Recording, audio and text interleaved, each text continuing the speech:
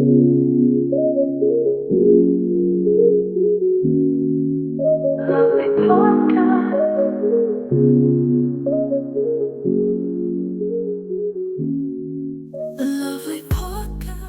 lovelies, and welcome back to the Lovely Podcast. I'm Leah, your host, here to share another story that will transport you to a world of passion, freedom, and unforgettable connections. Tonight's tale is about a woman named Elena, someone who seemed to exist beyond the rules of time and convention. Elena didn't just live her life, she danced through it like a flame, fierce, captivating, and impossible to ignore. Her story is one of discovery, intimacy, and the courage to embrace life fully, even when it means letting go. So, get cozy, settle in, and let me take you to a Mediterranean villa bathed in moonlight, where a chance encounter becomes a memory that lasts a lifetime. This is Elena.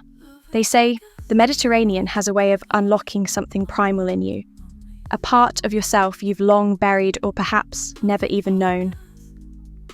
I hadn't believed it until the summer I met Elena. She was the embodiment of that untamed spirit, a woman who seemed as much a part of the sea and the wind as the cliffs and the sky. The villa where we met was breathtaking, perched high above the rocky coastline, with terraces cascading down to a secluded beach. It was a gathering of artists, writers, and wanderers, all drawn together by the promise of inspiration and connection. The air was warm and heady, filled with the scent of salt, citrus, and blooming jasmine. Elena was the centre of it all.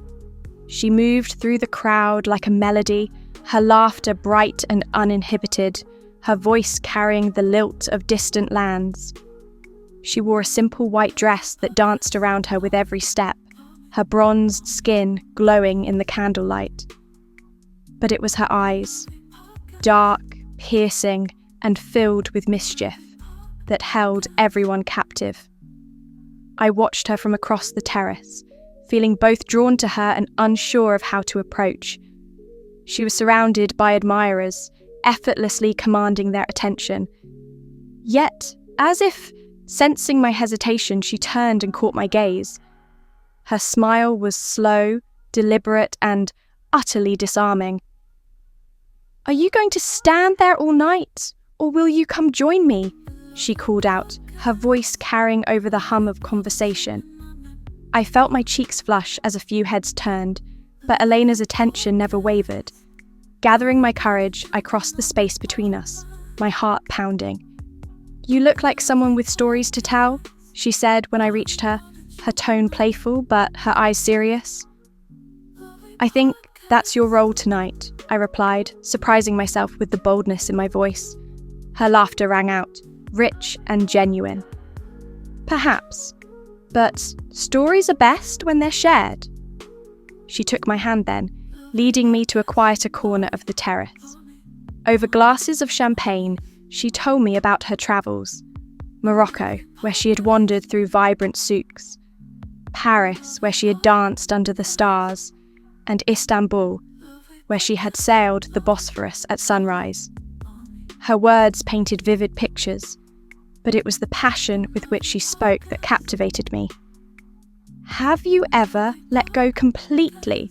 she asked suddenly, her voice softer now, almost a whisper. "What do you mean?" "I mean," she said, leaning closer, "have you ever done something simply because it felt right, without worrying about the consequences?" I hesitated, unsure how to answer. Eleanor's gaze didn't waver, and in that moment, it felt as though she could see right through me. "Come with me," she said abruptly, taking my hand again. We left the terrace behind, descending a narrow staircase carved into the cliffside. It led to a secluded cove where the moonlight danced on the waves.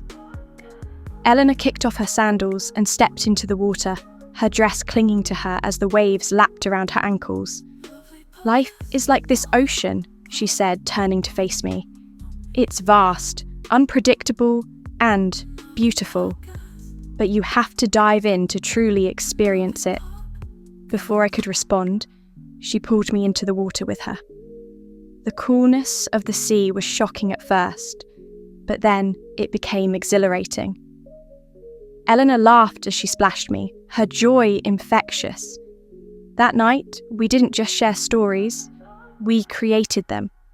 We talked until the first light of dawn, lying on the sand with the sound of the waves as our backdrop. Elena's words were like poetry, her touch like a melody, her presence a reminder of what it meant to truly live. The days that followed were a whirlwind of passion and discovery. Elena showed me hidden caves where the sunlight filtered through the water like liquid gold, bustling markets where we danced to the music of street performers, and quiet vineyards where we shared stolen kisses under the vines. But just as quickly as she'd entered my life, she was gone. One morning, I woke to find the villa empty. Her belongings, her laughter, her magnetic energy, all of it had vanished. On the bedside table was a postcard, the only trace she had left behind. On the back, she had written, "Some people are meant to stay. Others are meant to leave a mark. Be bold and live, always."